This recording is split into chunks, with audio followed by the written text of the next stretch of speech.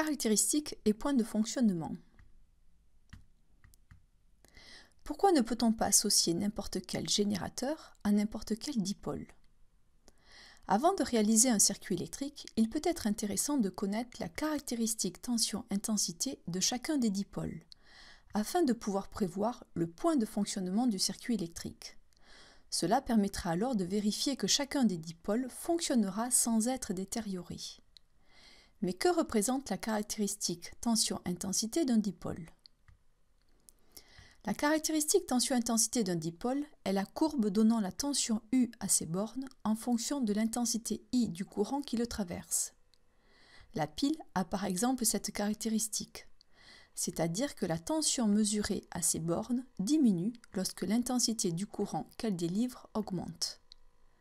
Cela n'est pas le cas pour une lampe. La tension mesurée à ses bornes augmente si l'intensité du courant qui la traverse augmente. Chaque dipôle a sa caractéristique propre. Si on trace la caractéristique d'un conducteur ohmique de résistance R, on constate qu'il s'agit d'une droite passant par l'origine. La tension UAB à ses bornes est proportionnelle à l'intensité I du courant qui le traverse. La relation qui relie UAB et I s'appelle la loi d'Ohm et s'écrit UAB en volts égale R en ohms fois I en ampères avec R la résistance de ce conducteur. Plus la résistance est élevée et plus ce coefficient directeur de la caractéristique égal à R est élevé. Réalisons à présent un circuit électrique en associant par exemple une pile et un conducteur ohmique. On peut connaître la tension U aux bornes de la pile et l'intensité I du courant qui circule dans le circuit. Il suffit de superposer les deux caractéristiques pour trouver leur point commun. Ce point P est le point de fonctionnement du circuit. L'ordonnée de P donne la tension U aux bornes de la pile. Et l'abscisse de P indique l'intensité du courant qui traverse le circuit. Si on change le conducteur ohmique, le point de fonctionnement P ne sera pas le même.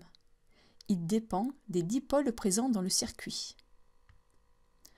Retenons donc que la caractéristique tension-intensité d'un dipôle est la courbe donnant la tension U à ses bornes en fonction de l'intensité I du courant qui le traverse. Elle est propre à chaque dipôle. Pour un conducteur ohmique de résistance R, d'après la loi d'Ohm, UAB est égal à R fois I. UAB et I sont deux grandeurs proportionnelles. La caractéristique de ce dipôle est une droite qui passe par l'origine. Le point de fonctionnement P d'un circuit constitué de deux dipôles est le point d'intersection des deux caractéristiques.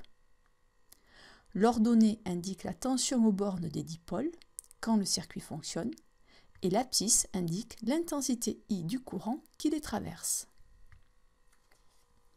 Réalisons un petit test de 3 questions. Mettez en pause lorsque le symbole suivant s'affiche pour prendre le temps de répondre. Choisir la ou les bonnes réponses. La relation U est égale à R fois I peut s'appliquer aux bornes A d'une lampe, B d'un conducteur ohmique, C d'une pile. U est égale à R fois I est la relation exprimant la loi d'Ohm, s'appliquant uniquement aux bornes d'un conducteur ohmique. La réponse B est correcte. Choisir la bonne réponse. Un conducteur ohmique de résistance R égale à 20 ohms est traversé par un courant électrique d'intensité égale à 50 mA. La tension électrique à ces bornes est égale à A 1000 volts, B 10 volts, C 1 volt.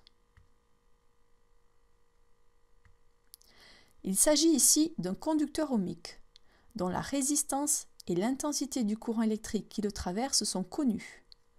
D'après la loi d'Ohm, U est égal à R fois I, avec ici R égale à 20 ohms et I égale à 50 mA, soit 0,050 ampères.